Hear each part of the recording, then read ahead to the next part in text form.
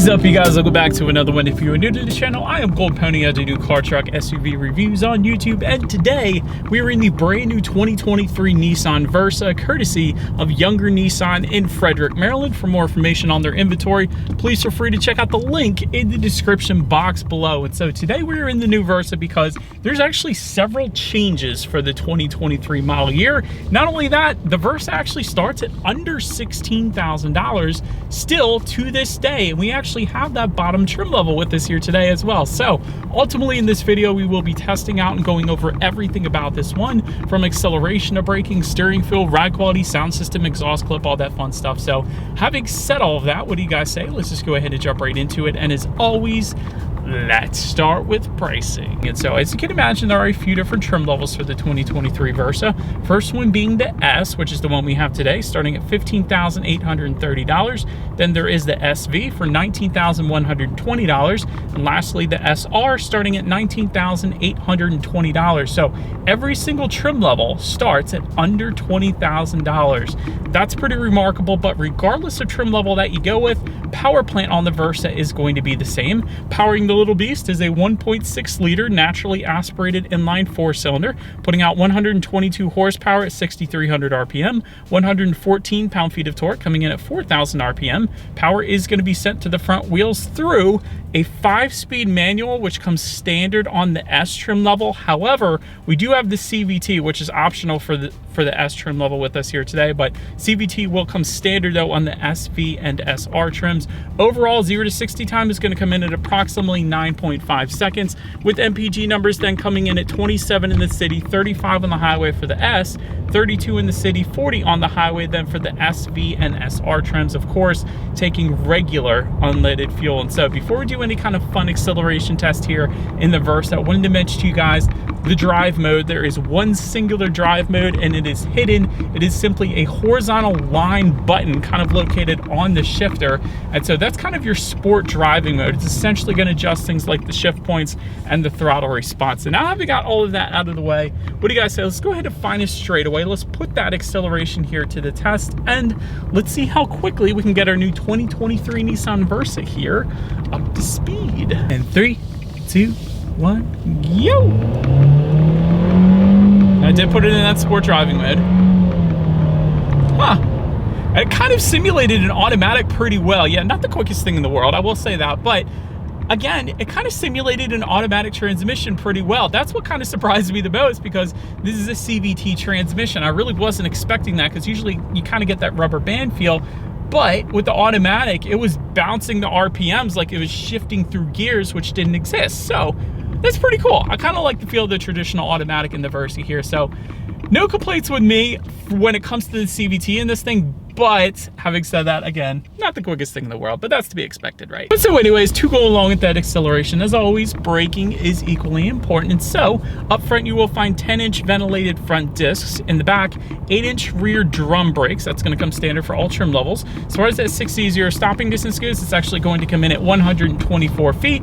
Pretty on par for the course there. It's a pretty average number. It's not horrible. It's not the best. It's just, it's pretty expected. I'll put it that way. As far as braking feel goes, since there's nobody behind us, it's fine. Honestly, it feels perfectly fine. It feels like a Toyota Corolla, for example. So definitely no issues with the braking feel. And touching on suspension and handling, up front, you're going to get an independent strut type front suspension. In the back, torsion beam rear suspension and a front stabilizer bar. As far as ride quality goes, it's been actually not too bad on my short little test drive here today in the Versa. Although I am sitting at a red light right now, but still, ride quality has been perfectly fine, surprisingly. Now, I will say typically in smaller vehicles, subcompact vehicles like the Versa, you are going to feel a little bit more of the road, but having driven some sports cars lately, it feels better than that. I'll just put it that way. Then touching on steering feel, it's actually not that bad. And traditionally, Nissan does a pretty darn good job with their steering feels. Traditionally weighted a little bit on the heavier side of things, and that is kind of what it feels like in the Versa. So honestly, it's a heavier steering feel than the Corolla, not as heavy as a Civic, and I know those are compacts and not subcompacts, but they're what's fresh in my mind right now. So it's honestly weighted pretty much as it should be. It's not too loose of a steering steering feel, but it's not that heavy steering feel like you would get in an Acura Integra or a Civic Si or something like that. Then touching on cabin noise, we're going 40 miles per hour right now. There is a little bit of road noise, but the wind noise is 100% at bay, believe it or not. Kind of surprised me there, and it's kind of windy today, so no issues with the wind noise whatsoever, even at higher speeds, but the road noise is definitely there, and again, that's to be expected in the Versa. Touching on visibility then, as I adjust my rear view mirror here, I can see 100% perfectly fine out the back, so you're definitely not going to have any issues there either. But that pretty much rounds out the performance segment of this review, you guys. Let's now go ahead and take a look at the exterior of our brand new 2023 Nissan Versa. All right, so here she is, you guys, the new 2023 Nissan Versa, finished in fresh powder is the exterior color name. I actually like the name of that exterior color. It's just like fresh snow, so big fan of that. Anyways, let's go ahead and start with this one is actually made. Taking a look at the VIN, first character is the number 3, indicating that the 2023 Versa, at least for us here in the US, is built and assembled in Mexico. So let's go ahead and actually move on from that with what's actually new for the 2023 Versa when it comes to the exterior. For example, the new Versa does include some new badging, of course. You got some new Nissan logos. There's a new gray sky pearl paint color for the SV and SR trims, and of course that front grille design is altered slightly up front as well, which I actually like it. I like the chrome accents to the sides there. It looks dang good. But let's go ahead now and make our way to the front of this one. Chrome V-Motion front grille will come standard for the S and SV trim levels. There is then a dark chrome V-Motion front grille for the SR. The SR, of course, being the sportier trim level for the Versa. Halogen projector headlights coming with the S and SV trim levels, and then LED headlights with LED signature lighting coming with the SR. And if you wanted the automatic feature for the Versa, meaning the headlights are going to turn on automatically for you whenever it starts to get dark out, that is going to come on the SV and SR trim levels. It will not come on the S that we have today, unfortunately. And there's available fog lights down below. You guys can see with our S trim level, we got the cutouts for them, but of course they don't actually come standard on the S, but didn't want to mention it nonetheless. But anyways, that pretty much rounds out the front end of this one. Let's now go ahead and make our way to the side. All right, so now since we are around to the side of the Versa, starting with the window surrounds. Black window surrounds will come standard. There is a floating roof line on the C-pillar back there, kind of separating the roof line from the rest of the body of this one. Power adjustable side mirrors will come standard. They're going to be finished in a matte black for our S trim level. They're going to be finished in gloss black for the SR, and they will be heated then for the SR trim level as well. And by the way, body colored finish, I almost forgot to mention for the SV trim level, but I actually don't mind the black look to it. I think you could probably throw a carbon fiber hood on this, and got the black door handles as well. I like the white and black theme. I've always liked that theme. That was my first car. It was a white car with a bunch of black accents, so I don't mind the white and black theme. I think it looks good. Then take a look down at the wheel configurations. 15-inch steel wheels with covers coming with the S is what you guys are currently looking at. 16-inch aluminum alloys then coming for the SV, and then 17-inch redesigned aluminum alloys. And then another new addition for 2023 then coming with the SR trim level. But that pretty much rounds out the side profile. Let's now go ahead and make our way to the back. All right, so now since we are around to the back of this one, you have a very small matte black antenna found all the way up top on the roof there. Body colored rear spoiler, if you're interested, that is going to come on the SR trim level only. You got that new Nissan logo on the back as well. That definitely looks good. I like the white accents with the white exterior that we have on this one. Another thing I really like on the Versa, and they probably didn't even have to do it, but they did, I like the body colored rear diffuser down below. I think that makes it look a heck of a lot more sporty, so big fan of that as well. And believe it or not, there is a single exhaust outlet tucked all the way underneath there, just below on the passenger side there. So having said that, I do believe you guys know what we have to do next. As always, here is that exhaust clip.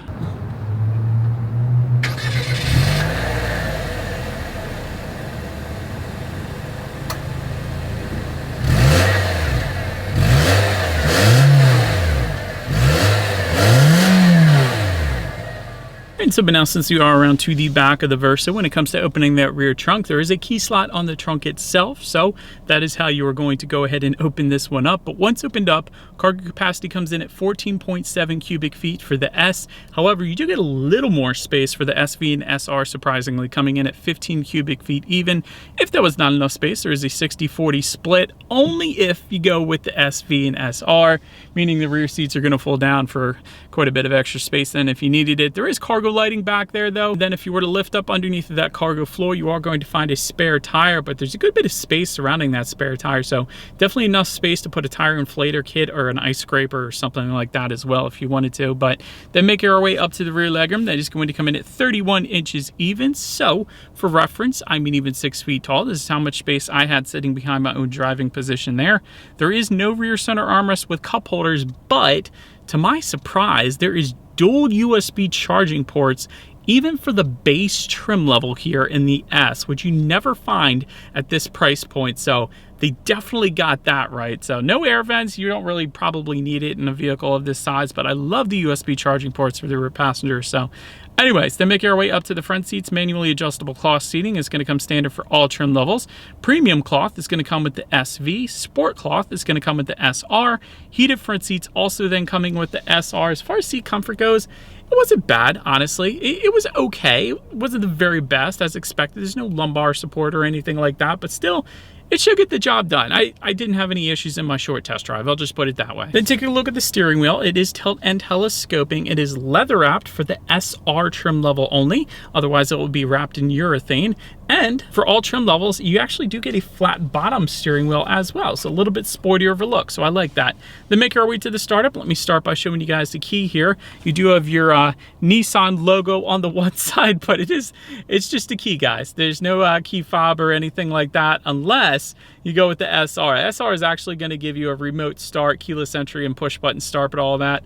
But with the S and SV, you do get your traditional turnkey start. So all I'm going to do here is simply put my foot on the brake and turn the key. And so once started up, tachometer is all the way to your left, speedometer is on your right, and there is a small digital display front and center giving you information like average miles per gallon. It actually does give you your outside temperature. It gives you how many miles you have left until you hit empty. So we got 239 miles left right now. We got a little bit over half a tank, so that's not too bad.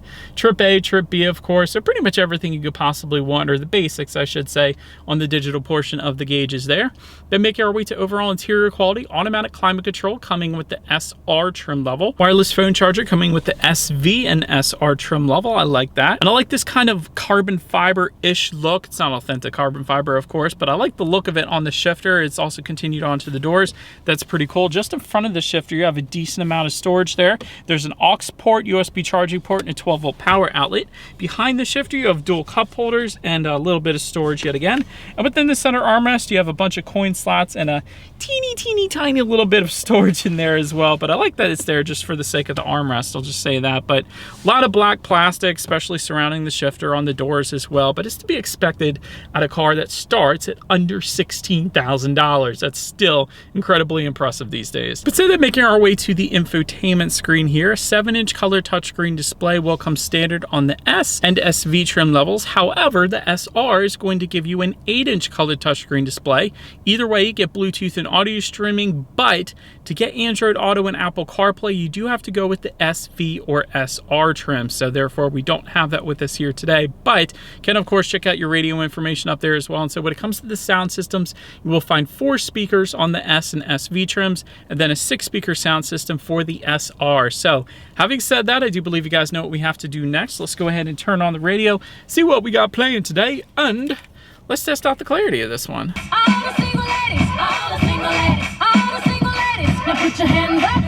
All right, 4 speakers, that is to be expected, what it was there. So clarity's not the best. Again, it's 4 speakers. For a vehicle of this size, the 6 speakers should work fine, but the 4-speaker sound system is good for talk radio perhaps, or maybe a crypto podcast or something like that. But for music, it's not the best. But anyways, last thing I want to mention to you guys on the infotainment screen is when you do put the Versa in reverse, you will find a rear view camera coming standard for all trim levels across the board, letting you know who or what is behind you, which is always going to lead us into safety. And so front side curtain airbags do come standard, driver and passenger knee airbags as well. I like that. In the back, you're going to have latch, aka lower anchors and tethers for children for the rear car seats, rear child door locks, tire pressure monitoring system, but also coming standard, forward collision warning, autonomous emergency braking with pedestrian detection, lane departure warning, high beam assist, gotta love that, and reverse automatic braking then as well. And so overall, when it comes to my final thoughts here of the Versa, Very affordable. I love the price point. This may in fact be the most affordable car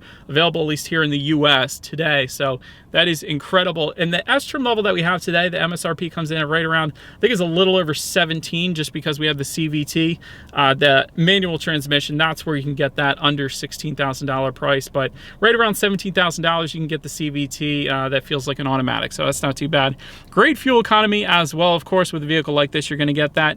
I like the refresh up front as well. Honestly, it's slight, but I do like it. So big fan there. As far as room for improvement goes, this thing is obviously slow. 0 to 60 in 9.5 seconds is not the best, but I would imagine it would be something that you would get used to, just like with anything. If you use it enough, if you drive it enough, you tend to get used to it. You know what the car's capable of, and it becomes a lot easier to kind of gauge how quickly you can get up to speed.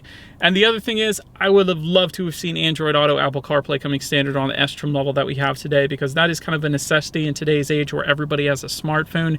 It is very easy to get that navigation displayed up on the infotainment screen if you have Android Auto, Apple CarPlay. That is not, unfortunately, present in the S trim level that we have today. But anyways, let me know what you guys think of the Versa in the comments section below. And that is about it for this one, you guys. Thank you so much for watching. Feel free to follow me on social media at the bottom of the screen if you want to see what's coming next on the channel before it gets to YouTube. Be sure to hit the subscribe and the bell notification button if you're into new car reviews, because that is what we do here on this channel. After all, do appreciate you guys watching more than you know, and I will see you guys all in the next video.